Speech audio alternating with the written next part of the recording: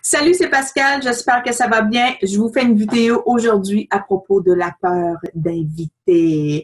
La peur d'inviter, d'où ça vient? Est-ce que vous avez déjà fait quelque chose dans la vie qui vous faisait vraiment, vraiment peur et puis qu'un coup, vous l'aviez fait, vous étiez vraiment fiers de vous?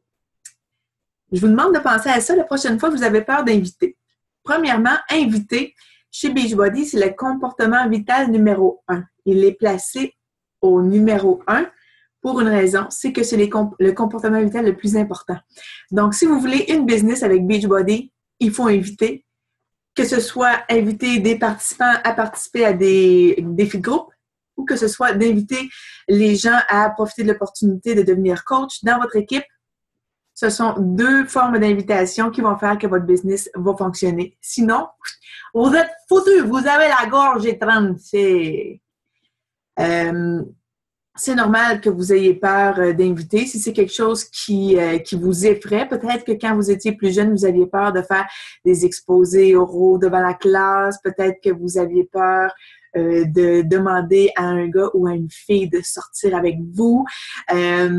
Et ça me fait penser aussi, exemple, s'il y a une grosse bordée de neige dehors et puis que vous vous dites « Ah non, non, non, non, moi je vais pas pelleter, ça me tente pas. Ça me tente pas, je vais pas inviter, je vais pas pelleter, j'haïs ça pelleter, je pelleterai pas. » Mais est-ce que ça vous avance à quoi que ce soit de ne pas pelleter? Vous allez sortir le lendemain, vous allez avoir de la neige jusqu'aux genoux, vous allez avancer moins vite, vous allez sacrer. Enfin bref, vous êtes capable de comprendre un petit peu la relation que je fais avec le fait d'avoir peur de faire quelque chose ou d'affronter nos peurs qui nous fait avancer vraiment plus.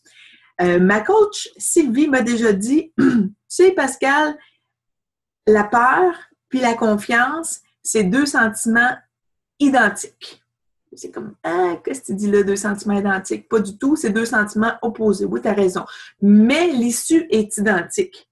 Dans le cas de la peur, on ne sait pas comment ça va finir. Oui, j'ai peur d'inviter, je ne veux pas lui demander, mais tu sais-tu comment ça va finir? Tu sais-tu qui va te dire non? Ou tu sais-tu qui va te dire oui? Non, tu ne le sais pas. Si tu es confiant et tu te dis, oh yes, moi je m'en vais inviter cette personne-là à devenir coach dans mon équipe, elle va te triper. Mais est-ce que tu sais vraiment comment ça va finir? Est-ce qu'elle va dire oui? Est-ce qu'elle va dire non? Tu ne le sais pas. Donc, ces deux choses-là sont identiques. On ne connaît pas l'issue. Maintenant, je vous dis, rangez-vous du côté que vous voulez. Est-ce que vous voulez vous ranger du côté de la peur ou du côté de la confiance? Je crois que si vous voulez avoir une business, le mieux serait de vous ranger du côté de la confiance. Comment passer par-dessus le fait d'avoir peur d'inviter? Premièrement, est-ce que vous entrez en contact ou en relation avec les personnes que vous invitez? Ça, c'est une chose importante. Est-ce que vous prenez vraiment le temps de savoir c'est qui cette personne-là, de connaître son why, etc., etc., ou si vous l'invitez à traite de même sans connaître ses buts? Donc, n'oubliez jamais de rentrer en contact et en relation avec cette personne-là. Et je parlais avec mon équipe de la TOP hier et on disait vraiment bâtir une relation de confiance. Des fois, un texte tout fait, ça peut être bon là, quand on veut inviter beaucoup de personnes, c'est correct. Mais une fois de temps en temps, avec le petit voicemail, « Salut ma belle, comment ça va? Écoute, je faisais un petit suivi avec toi. Je pensais à toi aujourd'hui en deux bouchées sur l'heure du dîner. » Wow, elle pensait à moi aujourd'hui en deux bouchées. Je suis donc bien importante. Il me reste quelques places dans mon défi. Est-ce que c'est toujours quelque chose qui t'intéressait? Au lieu de dire bonjour, je voulais refaire un suivi. Tu me disais que tes objectifs étaient de est-ce que. Correct, votre script, puis je l'utilise souvent aussi, là, c'est bien. Mais ce que je veux dire là-dedans, c'est que parfois, un petit peu de spontanéité avec les gens peut amener quelque chose de vraiment différent, peut aider à bâtir la confiance. Donc, n'hésitez pas à être un petit peu plus spontané dans vos invitations. Changez aussi votre façon de penser les invitations comme de... Si vous avez peur, est-ce que c'est parce que vous avez peur que la personne va rire de vous? Est-ce que c'est parce que vous avez peur que la personne va vous trouver fatigant? Souvenez-vous toujours que vous avez entre les mains là, un super cadeau. Cette personne-là, là, elle veut perdre 50 livres. Mais toi, dans tes petites mains, là, tu as une solution pour l'aider, cette personne-là. C'est comme ça qu'il faut que tu penses. Faut pas que tu penses que tu s'en vas y arracher 175$ de dans les poches. OK? Il faut que tu penses que tu as une solution pour cette personne-là. Puis si c'est pas toi, avec ce petit cadeau-là, ben elle va aller dans un gym, puis elle va le faire quand même. Si elle veut vraiment, elle va le faire. Si elle veut pas, elle n'ira pas dans le gym non plus. Son why n'est pas assez établi, sa motivation n'est pas là. Tu as un beau cadeau pour cette personne-là. Maintenant, il faut que tu l'aides à comprendre que tu vas lui tenir la main, puis tu vas l'accompagner, puis c'est ça, ça y prend. Tu n'es pas fatigant, tu lui offres un cadeau. Dans le cas d'inviter quelqu'un à faire partie de ton équipe, encore une fois, tu as un beau cadeau. Cette personne-là, là, si elle a une belle énergie, si elle a une belle personnalité, si elle a super bien participé dans tes challenge groups, tu as un super beau cadeau pour cette personne-là. Elle pourrait faire 20 000 de plus par année.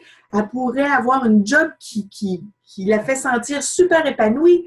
Écoute, c'est une super opportunité. Ça pourrait changer sa vie. Pourquoi tu n'y offres pas? Si tu n'y offres pas, elle ne saura jamais. Si tu y offres puis que ça fonctionne, puis qu'elle se met à vivre de ça, puis qu'elle finit qu'elle est top star, diamond, whatever, puis qu'elle fait 1 million de dollars par année, vas-tu être reconnaissante que tu en aies parlé à un moment donné de cette opportunité-là? Je pense que oui. Donc,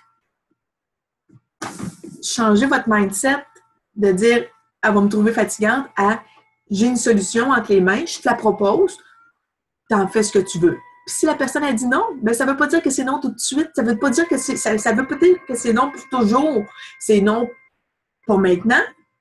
Ça va peut-être être oui plus tard. On s'en reparlera.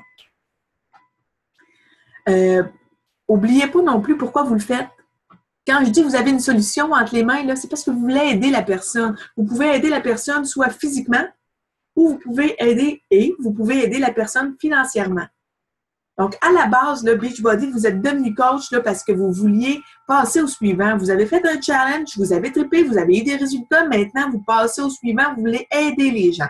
N'oubliez pas votre main purpose, votre chose la plus importante, votre but pour lequel vous êtes là, c'est d'aider les gens. Et ça, si c'est dans votre tête, ça va bien aller pour le reste. Pensez gros. Si vous avez peur d'inviter, puis que vous invitez 3 personnes, puis vous vous cachez à l'arrière de votre chaise, ça se peut que ces 3 personnes-là vous disent non. C'est plate, hein? Tu vas avoir 100% d'échec. Mais si tu invites 30 personnes, par exemple, puis que là-dessus, il y en a 3 qui te disent oui, bien, si bon, tu vas avoir 10% de réussite. Tu vas être super content, comme quand tu as déjà fait quelque chose, tu es sûrement déjà allé au glissade d'eau, puis tu avais peur, puis quand tu es arrivé en bas, tu étais super content, bien, tu l'as fait. Tu as réalisé quelque chose et puis tu vas être content de toi puis tu vas continuer à le faire. Puis tu vas avoir eu une belle réussite. Donc, c'est sûr que think big. Si tu veux faire grandir ton équipe, si tu veux atteindre le Success Club 10, il faut que tu invites plusieurs personnes. Si tu te dis, il faut que j'aide 5 personnes ce mois-ci pour avoir Success Club 10, fait que je vais en inviter 5, c'est plate, mais tu n'atteindras pas Success Club 10. Tu vas atteindre Success Club 2 peut-être. La réalité, c'est que c'est la loi du nombre. Ces personnes-là qui vont te dire non, te disent non là, ils vont peut-être te dire oui plus tard, mais en attendant, il faut que tu les invites. Donc, ça fait pas mal le tour. Souvenez-vous que si vous voulez profiter de tout ce que Beachbody offre, c'est-à-dire des cadeaux, des voyages, du Rec Advancement, parle donc en français, si t'es pas capable de parler en anglais, de l'avancement en rang.